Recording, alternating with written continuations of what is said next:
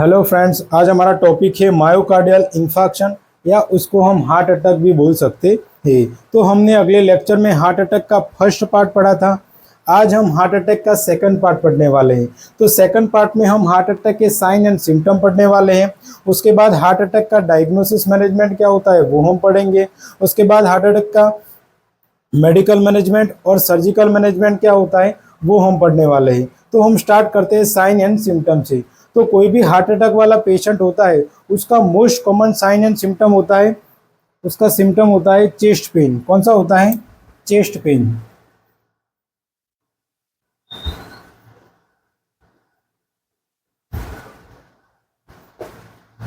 अब कोई डायबिटीज वाला पेशेंट होता है तो उस पेशेंट को चेस्ट पेन हो भी सकता है और चेस्ट पेन नहीं भी हो सकता है, क्योंकि लॉन्ग टाइम तक ब्लड शुगर इंक्रीज होने की वजह से उसमें क्या होता है, उसके बॉडी के रिसेप्टर काम करना कम करते हैं। उसकी वजह से डायबिटीज वाले पेशेंट को चेस्ट पेन हो भी सकता है और नहीं भी हो सकता है।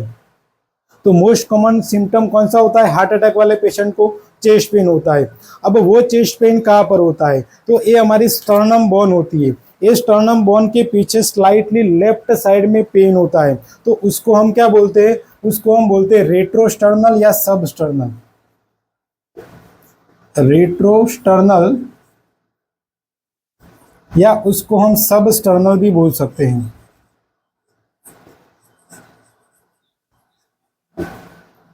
अब वो पेशेंट को पेन हो रहा है तो वो पेन का नेचर कैसा होता है? वो पेशेंट को पेन कैसा होता है? तो पेशेंट को ऐसा फील होता है कि मेरे हार्ट में कोई कंप्रेशन हो, मेरा हार्ट कंप्रेस हो रहा है, मेरे हार्ट में के टिश्यू डैमेज हो रहे हैं, ऐसा पेशेंट को फील होता है। पेशेंट को नाइफ लाइक पेन होता है। पेशेंट को कोई सुई चुभ रहा है, ऐसा पेशेंट को पेन होता है। तो पेन का नेचर कैसा होता है?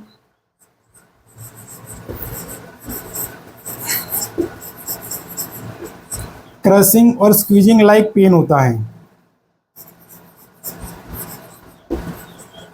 क्रशिंग और स्क्वीजिंग लाइक पेन होता है। तो पेन का नेचर क्रशिंग और स्क्वीजिंग होता है। अब वो पेन रेडिएट होके हमारे गले तक भी आ सकता है। वो पेन रेडिएट होके हमारे लेफ्ट शोल्डर तक भी आ सकता है, हमारे जो तक भी जा सकता है। वो पेन रेडिएट होके हमारे लेफ्ट हैंड तक भी आ सकता है। वो पेन रेडिएट होके हमको बैक पेन भी, पेशेंट को क्या हो सकता है? बैक पेन भी हो सकता है। तो पेन रेडिएट होके कहाँ कहाँ हो सकता है? तो पेन रेडिएट टू द जो हमारे जो तक जा सकता है, लेफ्ट शोल्डर तक जा सकता है, हमारे नेक तक जा सकता है, लेफ्ट हैंड तक जा सकता है पेन, बैक पेन भी हो सकता है।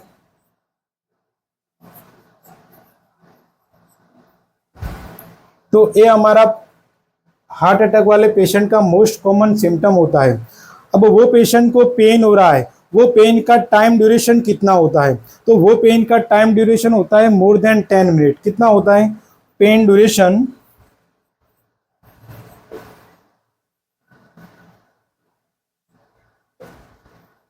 मोर देन 10 मिनट। पेशेंट को पेन किलर टैबलेट देते हैं, पेन किलर इंजेक्शन देते हैं, या पेशेंट को नाइट्रोग्लिसरीन टैबलेट देते हैं, वेसोडाइलेटर, तो भी पेशेंट को पेन ठीक नहीं होता है।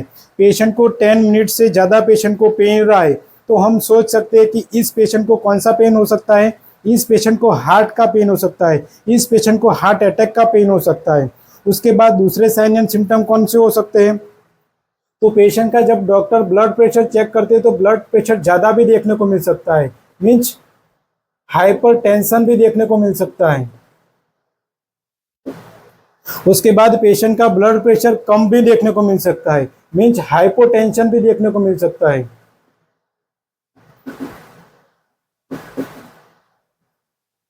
हार्ट डैमेज होता है, कोरोनरी आर्टरी में ब्लॉकेज होने के बाद, तब क्या हो जाता है? हाइपोटेंशन हो जाता है। हाइपरटेंशन मीन्स ब्लड प्रेशर क्या हो जाता है? इंक्रीज हो जाता है। हाइपोटेंशन मीन्स ब्लड प्रेशर क्या हो जाता है? डिक्रीज हो जाता है। अब पेशेंट की हार्ट रेट उसको खुद सुनाई देती है, ऐसे टक टक टक टक टक टक ऐसे खूब सुनाई देती है, तो उसको हम क्या बोलते हैं, उसको हम बोलते हैं पाल्पिटेशन। तो पेशेंट को पाल्पिटेशन भी डेवलप होता है।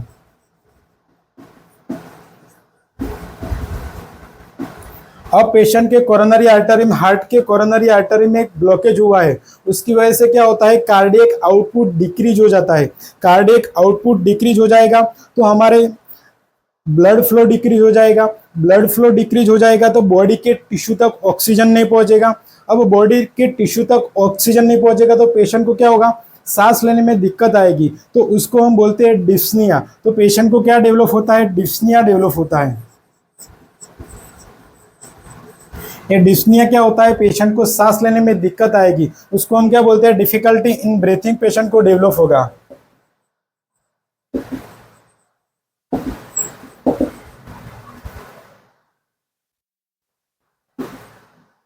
पेशेंट को क्या होता है, डिफिकल्टी इन ब्रीथिंग डेवलप होता है। अब पेशेंट को सांस लेने में दिक्कत आएगी तो पेशेंट क्या करेगा, ऐसे खींच खींच के सांस लेगा। नॉर्मल पर्सन 1 मिनट में 15 से 20 बार सांस लेता है। उसका रेस्पिरेटरी रेट नॉर्मल पर्सन में कितना होता है, 15 से 20 बार होता है। अब ये हार्ट अटैक वाला पेशेंट होगा, अब उसको सांस लेने में दिक्कत हो रहा है, डिस्निया डेवलप हो रहा है, तो वो पेशेंट ज्यादा बार ऐसे खींच खींच के सांस लेगा, तो उसको हम क्या बोलते हैं, उसको हम बोलते हैं टेकेपनिया। तो पेशेंट को क्या डेवलप होगा, टेकेपनिया डेवलप होगा। ये टेकेपनिया क्या होता है, तो रेस्पिरेटरी रेट पेशेंट की इंक्रीज हो जाएगी, मोर देन 20 हो जाएगी। तो रेस्पिरेटरी रेट इंक्रीज हो जाती है, उसको हम क्या बोलते हैं, मोर देन 20 हो जाएगी, उसको हम बोलते हैं टेकेपनिया। अब पेशेंट में ऑक्सीजन लेवल बॉडी के अंदर कम पहुंच रहा है तो पेशेंट की स्किन हमको ब्लू कलर की देखने को मिलेगी, तो उसको हम क्या बोलते हैं, उसको हम बोलते हैं साइनोसिस। तो पेशेंट को साइनोसिस भी डेवलप होता है। साइनोसिस क्या होता है, तो bluish discoloration of the skin. Skin हमको कैसी देखने को मिलेगी, पेशेंट में ब्लू कलर की देखने को मिलेगी। ये सेवियर कंडीशन में होती है पेशेंट में। उसके बाद पेशेंट की ये जुगुलार वेन होता है, अब कार्डियक आउटपुट डिक्रीज हो जाता है, उसकी वजह से जुगुलार वेन में ब्लड बढ़ता है। अब जब डॉक्टर इधर जुगुलार वेन में फील करते हैं तो जुगुलार वेन हमको डिस्टेंशन नजर आती है, तो जुगुलार वेन में क्या हो जाता है, डिस्टेंशन हो जाता है।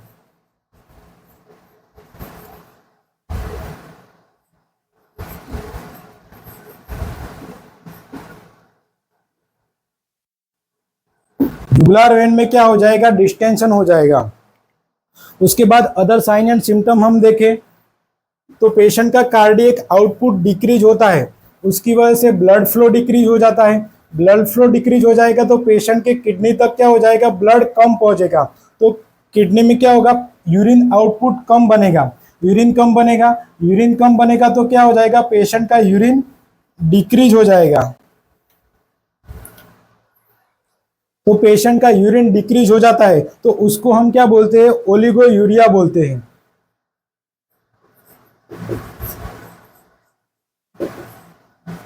पेशेंट का यूरिन क्यों डिक्रीज हुआ, क्योंकि कार्डियक आउटपुट डिक्रीज होता है उसकी वजह से। अब पेशेंट में नूजिया और वॉमिटिंग भी हो सकता है।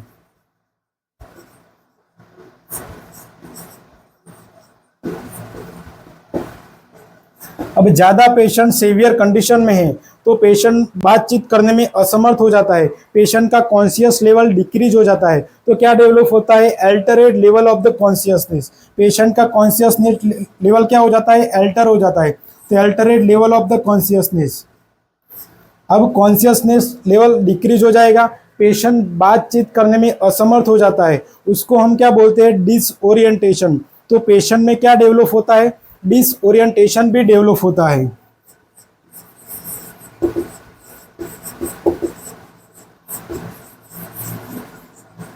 पेशेंट क्या करेगा, बातचीत करने में असमर्थ हो जाता है, ये ज्यादा सीवियर कंडीशन में होता है। अब पेशेंट को ज्यादा पेन हो रहा है, उसकी वजह से alternate level of the consciousness हो गया है, उसकी वजह से पेशेंट कंफ्यूज हो जाएगा, पेशेंट में एंजाइटी डेवलप होगी, पेशेंट में फियर डेवलप होगा, तो पेशेंट कंफ्यूज हो जाता है,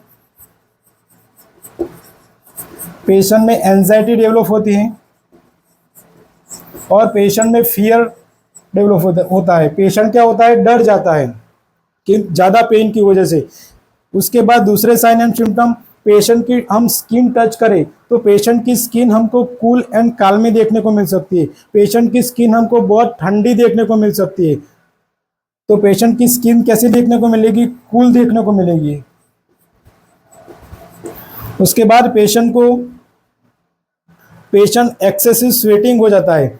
अब कार्डियक आउटपुट डिक्रीज होने की वजह से पेशेंट में एक्सेसिव स्वेटिंग हो जाएगा, तो उसको हम बोलते हैं डायफोरेसिस। तो पेशेंट को डायफोरेसिस भी डेवलप हो सकता है।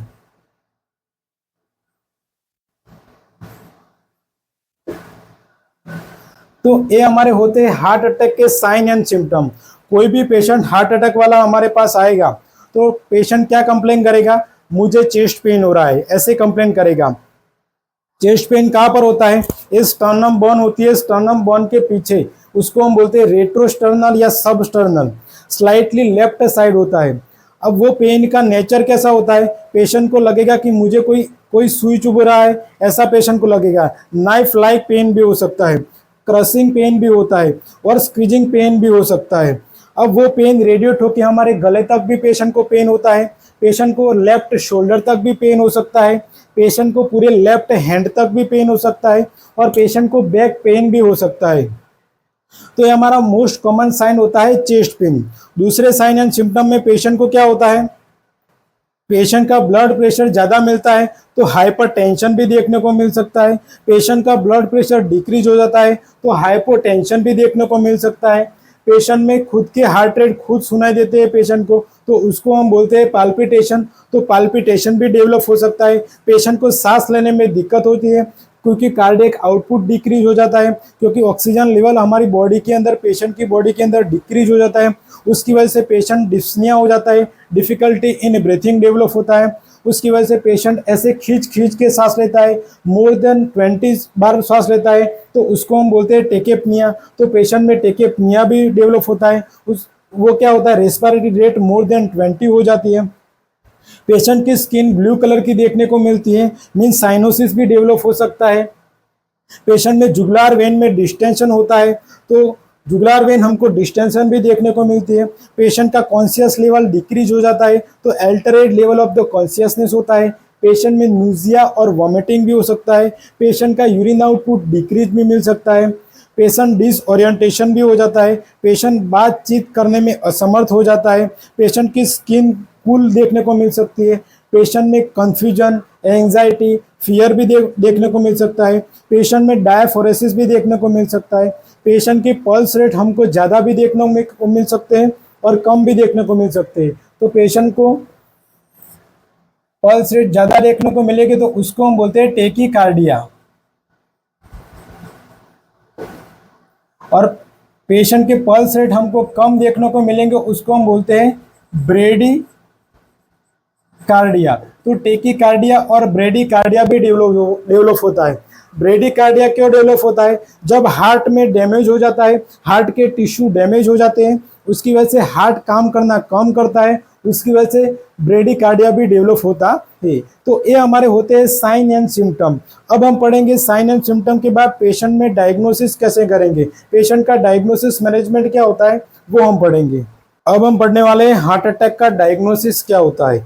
कोई भी हार्ट अटैक वाला पेशेंट आता है तो वो हार्ट अटैक है या नहीं, वो डॉक्टर डायग्नोसिस कैसे करते हैं वो हम पढ़ने वाले हैं। तो कोई भी पेशेंट आता है तो डॉक्टर क्या करेंगे, फर्स्ट वन पेशेंट से हिस्ट्री कलेक्शन करते हैं। क्या करते हैं,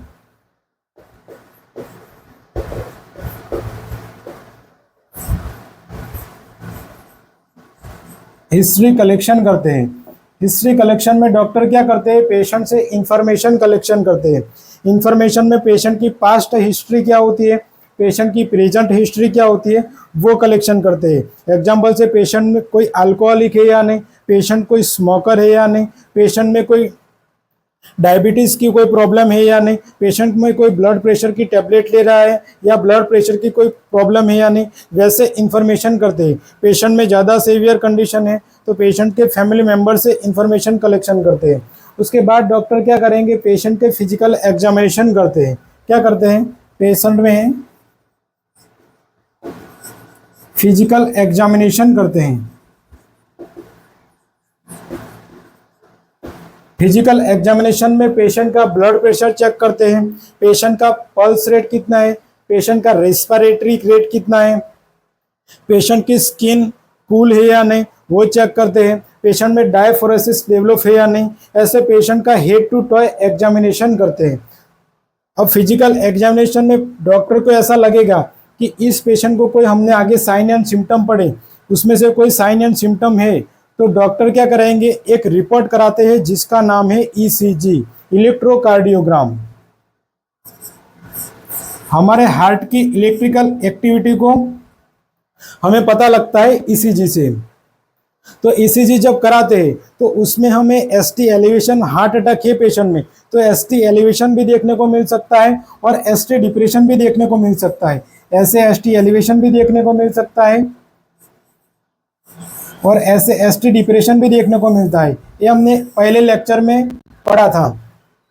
अब उसके बाद पेशेंट का हार्ट कितने परसेंट काम कर रहा है वो देखने के लिए डॉक्टर क्या कराएंगे, वो देखने के लिए डॉक्टर एक रिपोर्ट कराते हैं जिसका नाम है इको कार्डियोग्राम कराते हैं। तो दूसरी एक डॉक्टर रिपोर्ट करते हैं जिसका नाम है इको कार्डियोग्राम।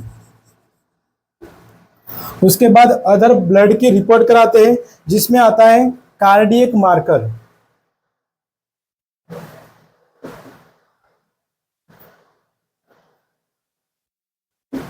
अब एक कार्डियक मार्कर क्या होते हैं, तो ये एक ऐसे सब्सटेंस होते हैं जो हमारे हार्ट में और स्केलेटल मसल्स में जब डैमेज होते हैं तो एक कार्डियक मार्कर हमारे ब्लड में रिलीज हो जाते हैं। तो जब ब्लड की रिपोर्ट कराते हैं तो एक कार्डियक मार्कर ब्लड में मिलते हैं तो हम सोच सकते हैं कि इस पेशेंट को क्या आया हुआ है, हार्ट अटैक आया हुआ है। तो एक कौन से कार्डियक मार्कर कौन कौन से होते हैं वो हम पढ़ेंगे। तो डॉक्टर एक रिपोर्ट कराते हैं जिसका नाम है ट्रोपोनिन। एक ट्रोपोनिन। अब ये ट्रोपोनिन क्या होता है, तो ट्रोपोनिन एक प्रोटीन होता है जो हमारे हार्ट के और हमारे स्केलेटल मसल्स में पाया जाता है। तो जब भी हमारे हार्ट के मसल्स डैमेज होगी तो ये ट्रोपोनिन क्या होता है, हमारे ब्लड के अंदर रिलीज हो जाता है। तो जब भी हार्ट अटैक वाला पेशेंट आएगा तो डॉक्टर क्या करेंगे, ट्रोपाई का रिपोर्ट कराएंगे, ट्रोपोनिन का रिपोर्ट कराएंगे। तो जब ये ट्रोपोनिन रिपोर्ट डॉक्टर को पॉजिटिव देखने को मिलता है तो हम सोच सकते हैं कि इस पेशेंट को क्या आया हुआ है, इस पेशेंट को हार्ट अटैक आया हुआ है। अब ट्रोपोनिन में भी ट्रोपोनिन टी कराते हैं, ट्रोपोनिन आई कराते हैं और ट्रोपोनिन सी कराते हैं। जो ट्रोपोनिन टी और आई होता है वो हार्ट के मसल्स में पाया जाता है और वो ट्रोपोनिन सी होता है वो स्केलेटल मसल्स में पाया जाता है। मोस्ट कॉमन कौन से कराते हैं, ट्रोपोनिन टी और ट्रोपोनिन आई कराते हैं। इसका नॉर्मल लेवल होता है 0.04% होता है। जब भी हार्ट अटैक आता है तो 2 से 4 घंटे में ये रिलीज हो जाता है ब्लड के अंदर और 12 से 24 घंटे में उसका ट्रोपोनिन का पीक लेवल इंक्रीज, उसका लेवल क्या हो जाता है, इंक्रीज हो जाता है। उसके बाद ये ट्रोपोनिन कितने दिन तक हमारे ब्लड के अंदर रहता है, तो ट्रोपोनिन 10 दिन तक, हमारे 10 डेज के अंदर हमारे ब्लड के अंदर रहता है। तो ये हमारा फर्स्ट कार्डियक मार्कर होता है। उसके बाद सेकंड कार्डियक मार्कर होता है जिसका नाम है CKMB। अब CKMB क्या होता है, तो क्रिएटिनिन काइनेज मायोग्लोबिन बाइंडिंग एक एंजाइम होता है।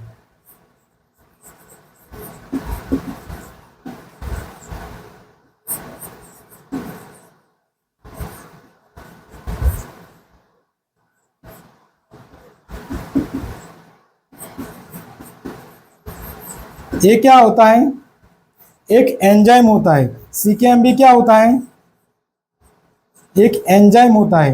ये हमारे हार्ट के, हमारे स्केलेटल मसल्स में और ब्रेन में भी पाया जाता है। तो जब भी हमारे हार्ट के टिश्यू डैमेज होगी तो ये CKMB डायरेक्ट कहाँ पे रिलीज हो जाएगा, हमारे ब्लड के अंदर रिलीज हो जाता है। अब जब हार्ट अटैक वाला पेशेंट होता है उसका रिपोर्ट कराते हैं CKMB। जब हमारे ब्लड के अंदर CKMB मिलता है तो हम क्या, डॉक्टर क्या सोचेंगे कि इस पेशेंट को क्या आया है, इस पेशेंट को आया है हार्ट अटैक आया है। तीसरा कार्डियक मार्कर कराते हैं जिसका नाम है मायोग्लोबिन।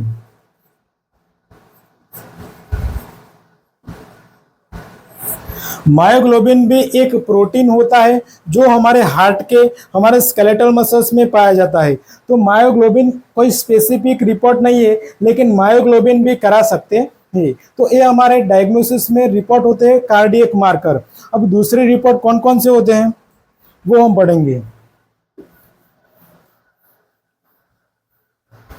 दूसरे अदर इन्वेस्टिगेशन भी डॉक्टर कराते हैं इनके साथ में।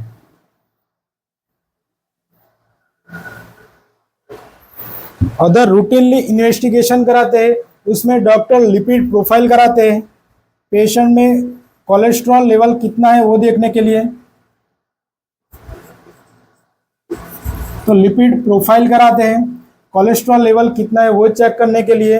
पेशेंट में सीरम इलेक्ट्रोलाइट कराते हैं, उसमें पेशेंट में सोडियम कराएंगे, पोटेशियम कराएंगे और क्लोराइड भी कराते हैं। उसके बाद पेशेंट का रेनल फंक्शन टेस्ट कराते हैं और लीवर फंक्शन टेस्ट कराते हैं। रेनल फंक्शन टेस्ट और रेनल फंक्शन टेस्ट में सीरम क्रिएट कराते हैं। लीवर फंक्शन टेस्ट में क्या कराएंगे, एसजीपीटी कराएंगे, सीरम ग्लूटामेट पायरुवेट ट्रांसमिनेज कराते हैं। उसके बाद ब्लड पेशेंट में डायबिटीज यानी वो चेक करने के लिए ब्लड शुगर भी चेक कराते हैं।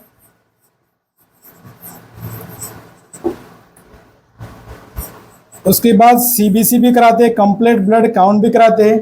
उसमें क्या देखने को मिलता है, डब्ल्यूबीसी ज्यादा देखने को मिल सकता है सीबीसी में, तो ल्यूकोसाइटोसिस भी देखने को मिल सकता है। ल्यूकोसाइटोसिस हमारी बॉडी के अंदर, ब्लड के अंदर जो वाइट ब्लड सेल होती है वो इंक्रीज हो जाती है, उसको हम क्या बोलते हैं, ल्यूकोसाइटोसिस बोलते हैं। तो ल्यूकोसाइटोसिस भी देखने को मिल सकता है। ये कोई पर्टिकुलर रीजन नहीं है हार्ट अटैक है या नहीं देखने के लिए, लेकिन ये दूसरे रिपोर्ट के साथ ये रूटीनली रिपोर्ट भी करा सकते हैं। उसके बाद दूसरा मेन डायग्नोसिस होता है एंजियोग्राफी।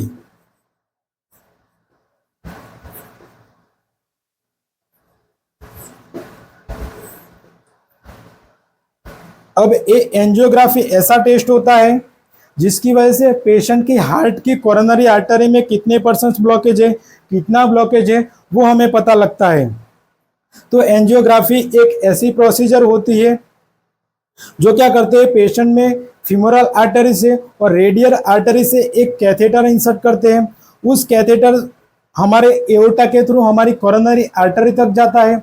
उस कैथेटर से क्या करते हैं, एक कलरफुल डाई इंसर्ट करते हैं। अब वो कलरफुल डाई इंसर्ट करके ऊपर से एक 3D एक्सरे लेते हैं। वो एक्सरे में हमें पता लगता है कि हमारी कोरोनरी आर्टरी में कितने % ब्लॉकेज है या नहीं। तो एंजियोग्राफी एक रिपोर्ट है जिसकी वजह से हमारे हार्ट के कोरोनरी आर्टरी में कितने % ब्लॉकेज है वो हमें पता लगता है। तो ये हमारा होता है डायग्नोसिस मैनेजमेंट। तो कोई भी पेशेंट आता है तो डॉक्टर क्या करेंगे, फर्स्ट वन तो हिस्ट्री कलेक्शन करेंगे, पेशेंट से फिजिकल एग्जामिनेशन करेंगे। उसके बाद हार्ट अटैक के सिम्टम होते हैं तो डॉक्टर क्या करते हैं, ईसीजी रिपोर्ट कराते हैं। तो ईसीजी में एसटी एलिवेशन और एसटी डिप्रेशन देखने को मिल सकता है। उसके बाद हार्ट कितना काम कर रहा है वो देखने के लिए डॉक्टर इकोकार्डियोग्राम कराते हैं। उसके बाद डॉक्टर क्या कराएंगे, कार्डियक मार्कर कराएंगे। तो ट्रोपाई का रिपोर्ट कराते हैं, उसमें मोस्ट कॉमन होता है ट्रोपाई टी और ट्रोपाई आई होता है। उसके बाद सीकेएम भी कराते हैं, क्रेटिनाइन काइनेज मायोग्लोबिन बाइंडिंग कराते हैं। ये एक एंजाइम होता है जो हमारे हार्ट के अंदर पाया जाता है। तो जब भी हमारे हार्ट के टिश्यू डैमेज हो गए तो ये एंजाइम हमारे ब्लड के अंदर रिलीज हो जाता है। उसके बाद मायोग्लोबिन भी करा सकते हैं। उसके बाद ये अदर रूटीनली इन्वेस्टिगेशन कराते हैं, उसमें लिपिड प्रोफाइल भी कराते हैं कोलेस्ट्रॉल चेक करने के लिए, सीरम इलेक्ट्रोलाइट भी करा सकते हैं, रेनल फंक्शन टेस्ट और लिवर फंक्शन टेस्ट भी कराते हैं, ब्लड शुगर लेवल चेक कराते हैं कि पेशेंट को डायबिटीज है या नहीं, तो उसमें HbA1c कराते हैं। पेशेंट में CBC चेक कराते हैं, उसमें पेशेंट का ब्लड कितना मात्रा है वो हमें पता लगता है। उसमें ल्यूकोसाइटोसिस भी देखने को मिल सकता है, मीन्स WBC की मात्रा इंक्रीज देखने को मिल सकती है। पेशेंट में लास्ट में क्या करा सकते हैं, एंजियोग्राफी भी करा सकते हैं कि कोरोनरी आर्टरी में कोई ब्लॉकेज है या नहीं वो देखने के लिए। तो ये हमारा होता है हार्ट अटैक का डायग्नोसिस मैनेजमेंट। अब कोई भी पेशेंट डायग्नोसिस हो जाता है, ईसीजी में एसटी एलिवेशन या एसटी डिप्रेशन मिलता है, तो अब पेशेंट का मेडिकल मैनेजमेंट क्या करते हैं वो हम पढ़ेंगे। अब हम पढ़ने वाले हैं मेडिकल मैनेजमेंट। कोई भी पेशेंट आता है वो कंफर्म हो गया डायग्नोसिस होने के बाद कि इस पेशेंट को क्या हुआ है, हार्ट अटैक हुआ है।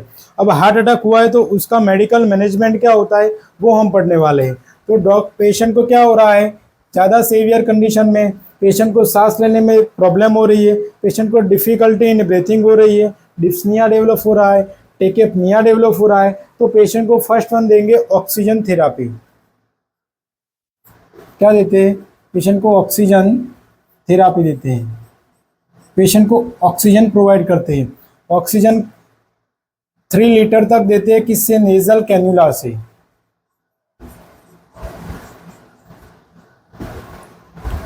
उसके बाद पेशेंट में थ्रोम्बस फॉर्मेशन होने की वजह से हार्ट अटैक आया है, तो पेशेंट को थ्रोम्बस को डिसॉल्व करने वाली दवाई देते हैं, तो उसको हम क्या बोलते हैं, थ्रोम्बोलाइटिक थेरापी बोलते हैं।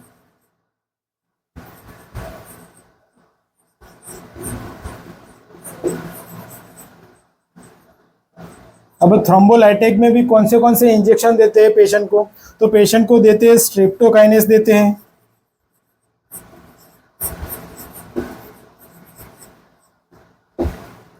यूरोकाइनेस देते हैं, टिश्यू प्लाज्मिनोजन एक्टिवेटर देते हैं,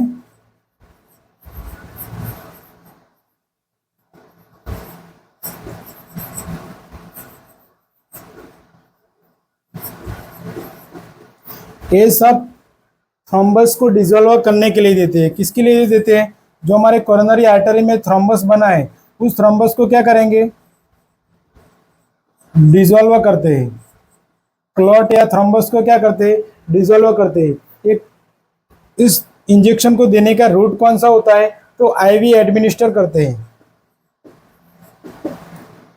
कैसे देते हैं, आईवी एडमिनिस्टर करते हैं।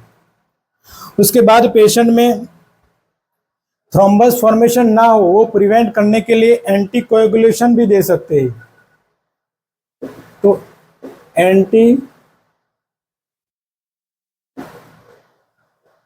एंटीकोएगुलेशन थेरापी भी दे सकते हैं। उसमें पेशेंट एंटीकोएगुलेशन क्या होता है, तो हमारे बॉडी के अंदर ब्लड क्लॉट हो रहा है, कोएगुलेशन हो रहा है, उस ये इंजेक्शन देने से क्या होता है, वो कोएगुलेशन होने से हम प्रिवेंट कर सकते हैं। तो उसमें आता है हिपेरिन और एस्पिरिन। उसके बाद पेशेंट में ज़्यादा पेन हो रहा है, सीवियर पेन हो रहा है, पेशेंट में स्ट्रेस ज़्यादा है, तो इसलिए पेशेंट को क्या देते हैं, एनाल्जेसिक्स देते हैं।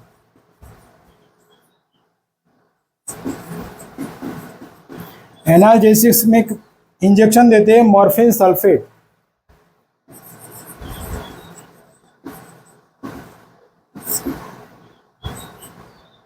मॉर्फिन क्या होता है, पेशेंट में पेन ज़्यादा हो रहा है तो वो पेन को क्या करता है, डिक्रीज करता है। पेशेंट में स्ट्रेस ज़्यादा है, पेशेंट में कन्फ्यूजन, पेशेंट में स्ट्रेस और डिप्रेशन ज़्यादा है, तो वो डिक्रीज होता है मॉर्फिन की वजह से। उसके बाद पेशेंट में क्या करते हैं, कैल्शियम चैनल ब्लॉकर भी दे सकते हैं।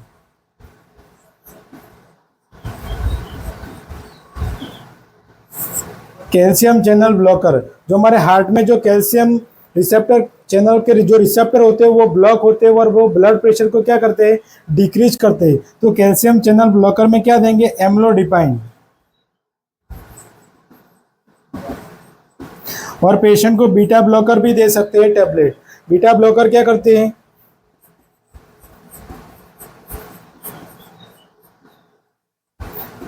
बीटा ब्लॉकर में आती है टैबलेट एटेनोलॉल आती है, प्रोपेनोलॉल आती है, जो हमारे ब्लड प्रेशर को क्या करती है, डिक्रीज करती है।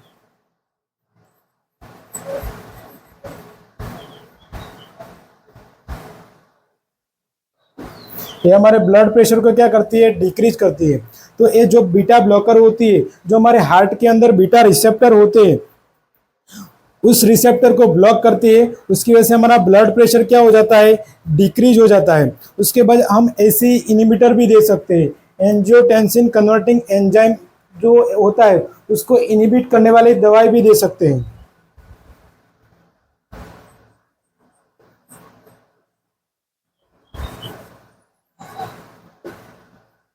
एसी इनहिबिटर भी दे सकते हैं। उसमें कैप्टोप्रिल आता है,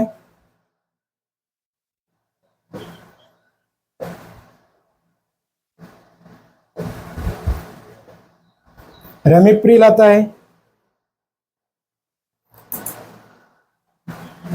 कैप्टोप्रिल आता है और एनालप्रिल आता है।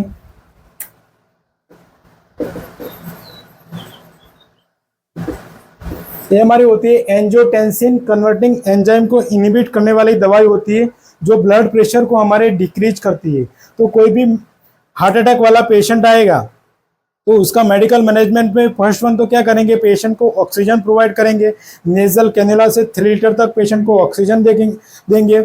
उसके बाद पेशेंट को थ्रोम्बोलाइटिक करते हैं। थ्रोम्बोलाइटिक थेरापी में पेशेंट में जो थ्रोम्बस फॉर्मेशन बना है कोरोनरी आर्टरी में, उस कोरोनरी आर्टरी में थ्रोम्बस को डिसोल्व करने वाली दवाई देते हैं। उसको हम क्या बोलते हैं, थ्रोम्बोलाइटिक थेरापी बोलते हैं। तो उसमें स्ट्रेप्टोकाइनेस देते हैं, यूरोकाइनेस देते हैं, टिश्यू प्लाज्मिनोजन एक्टिवेटर देते हैं। वो उसका रूट होता है आईवी रूट एडमिनिस्टर करते हैं।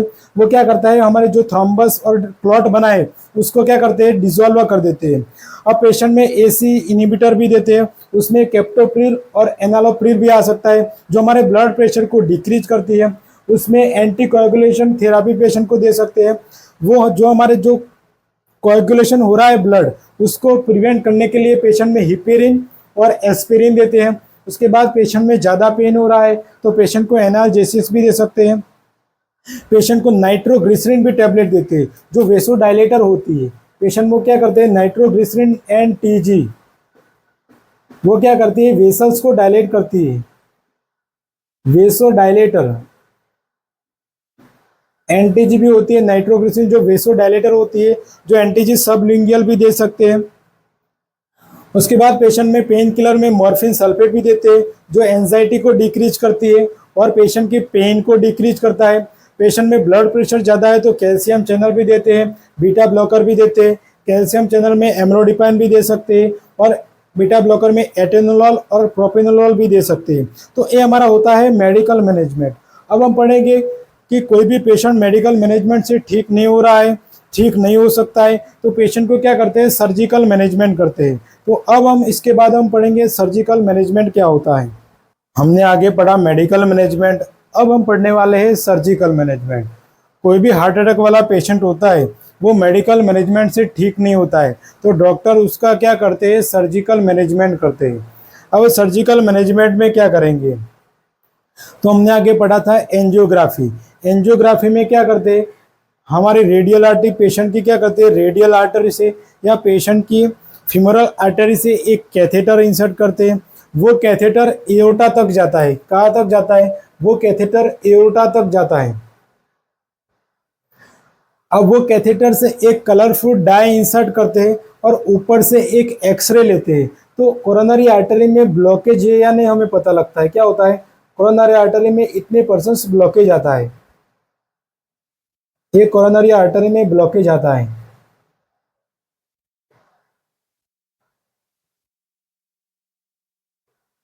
तो डॉक्टर रिलेटिव को बुलाते हैं और बताते हैं कि इतने परसेंट ब्लॉकेज है। आप बोले तो तुरंत हम कैथेटर डाला हुआ है, आप बोले तो तुरंत हम एंजियोप्लास्टी कर दें।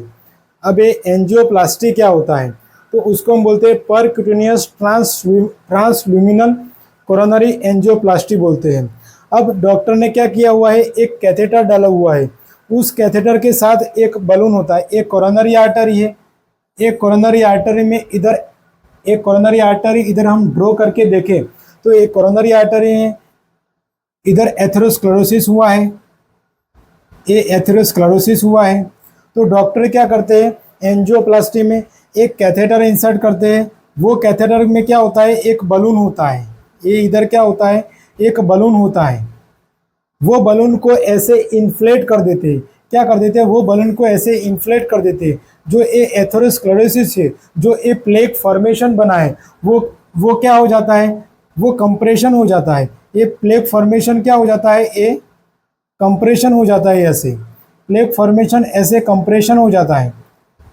बलून को इन्फ्लेट करते हैं, उसकी वजह से ये इन्फ्लेट किया हुआ बलून है, उसकी वजह से एक प्लेक फॉर्मेशन क्या हो जाता है, ये बलून इन्फ्लेट करते हैं तो एक प्लेक फॉर्मेशन क्या हो जाता है, कंप्रेशन हो जाता है। तो उसको हम क्या बोलते हैं, एंजियोप्लास्टी बोलते हैं। उसको हम क्या बोलते हैं, एंजियोप्लास्टी बोलते हैं। इस कैथेटर को रिमूव करेंगे तो क्या हो जाएगा, अच्छी तरह से ब्लड फ्लो होने लगता है। ये प्लेक फॉर्मेशन हुआ है वो कंप्रेशन हो जाता है, उसकी वजह से अच्छी तरह से ब्लड फ्लो होता है और हमारे हार्ट के टिश्यू और मसल्स डैमेज होने से बच सकते हैं। उसके बाद कोरोनरी स्टेंट भी रख सकते हैं। अब ये बलून को इन्फ्लेट हुआ है, ये बलून के ऊपर एक स्प्रिंग डली हुई होती है, वो स्प्रिंग को क्या करेंगे, इधर रख देते हैं। क्या करते हैं, इधर स्प्रिंग को रख देंगे, ऐसे ऐसे स्प्रिंग होती है, उस स्प्रिंग को इधर रख देंगे तो क्या होता है, फिर से एथेरोस्क्लेरोसिस डेवलप नहीं होता है। तो उसको हम क्या बोलते हैं, कोरोनरी स्टेंट बोलते हैं। उसको हम क्या बोलेंगे, कोरोनरी स्टेंट बोलते हैं। अब उस पर्सन में एंजियोग्राफी हुआ है, अब उस एंजियोग्राफी में एक कोरोनरी आर्टरी में पूरे 100% ब्लॉकेज आता है, ये कोरोनरी आर्टरी में पूरे 100% ब्लॉकेज आता है। तो डॉक्टर रिलेटिव को बुलाएंगे और बोलेंगे कि पेशेंट को क्या करना पड़ेगा, पेशेंट को करना पड़ेगा बाईपास सर्जरी करनी पड़ेगी। तो डॉक्टर क्या करते हैं, उस पेशेंट में 100% ब्लॉकेज है तो उस पेशेंट में डॉक्टर क्या करेंगे, बाईपास सर्जरी करेंगे। तो बाईपास सर्जरी में क्या करते हैं, पेशेंट की हाथ से या पेशेंट के पैर से आर्टर या वेन लेते हैं, वो वेन को क्या करते हैं, इधर बाईपास लगा देते हैं, वो वेन को इधर बाईपास लगा देते हैं।